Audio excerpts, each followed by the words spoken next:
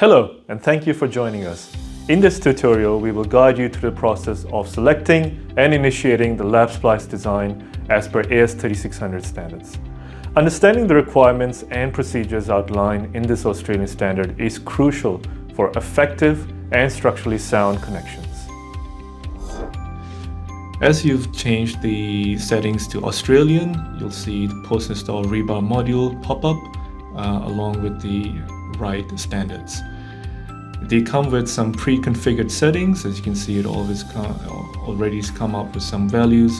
You can change the application type, which you have as lap splice for now, which is set to slab to slab. You see a lap length on the right side. On the left side, you can see various applications pertaining to lap splice, which we have slab to slab for now. And here's a nice visual representation of the connection type, which shows cast-in as well as the post-install rebar. Now, if I were to change it to a wall-to-wall lap splice connection, it gives you the new setting here, and it shows the existing cast-in bars as well as the post-install rebar along with the lap length.